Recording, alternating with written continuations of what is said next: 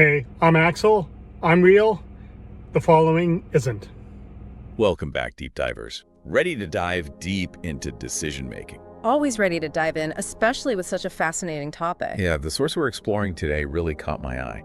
It poses this thought-provoking question: to expend resources or not to expend resources?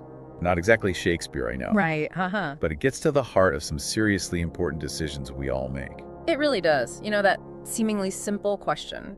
Well, it touches on this fundamental tension we all grapple with, how to balance exploration, seeking out new information, taking action, Right. with exploitation, as in making the most of what we already have, even if it means staying put, being a little cautious. It's about risk versus reward. Action versus reflection. Exactly. And it's Yeah. something we face all the time, even in the smallest choices. Absolutely. And this source really brings that struggle to life with this super intense example. It talks about, picture this, a plane crash in the desert. Oh. Talk about high stakes decisions. Do you hike to try and find help or hunker down and hope for rescue? I mean, my gut reaction, personally, I'd be like, go, go, go. Right. Our instinct is often to do something, anything. Right. But is that always the smartest move? That's the million-dollar question, isn't it? And this scenario, it's like the perfect illustration of that constant pull between exploration and exploitation we were talking about. So how does the source say we should navigate that, that exploration versus exploitation puzzle, especially in a crazy situation like it? Well, it really emphasizes something we often overlook in the rush to act, and that's the power of observation and rest. Yeah, rest.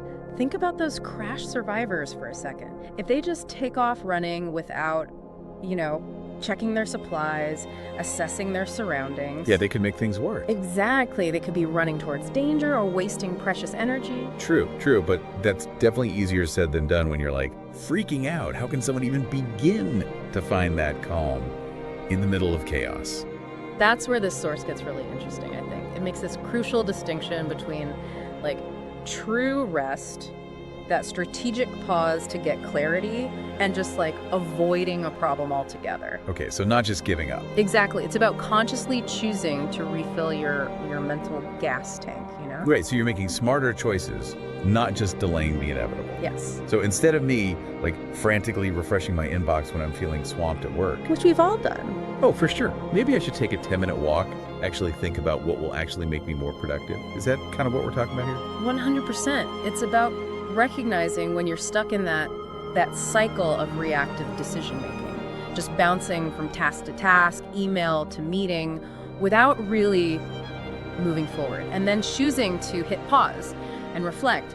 Is this actually getting me closer to a better, more fulfilling existence? And if the answer is no, Maybe time to try something else? exactly. Maybe it's time to, as you said, try something else, to cut bait rather than just switching gears. Wow.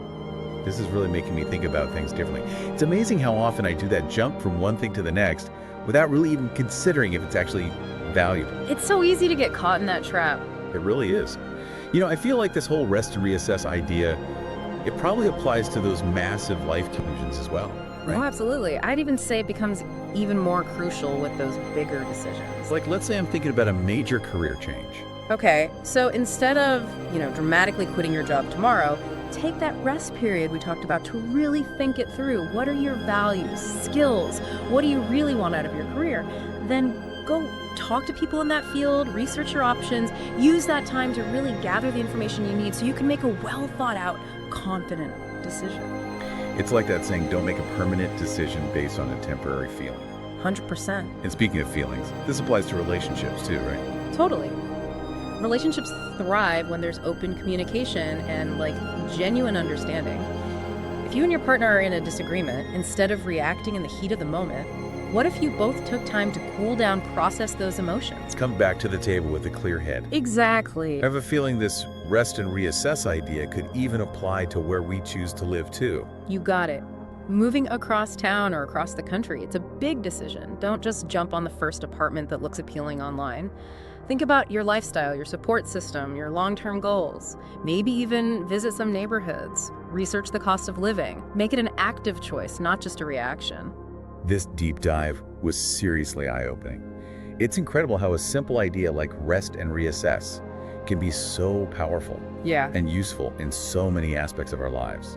I know. And honestly, I think that's the beauty of it. It's a tool anyone can use anytime to make better, more intentional decisions. So listeners, here's a little something to ponder this week. What's a decision you have coming up? Big or small, doesn't matter. Ask yourself, have I really given myself enough of that rest time to make this choice from a place of clarity? Or am I just reacting? Until next time, happy diving.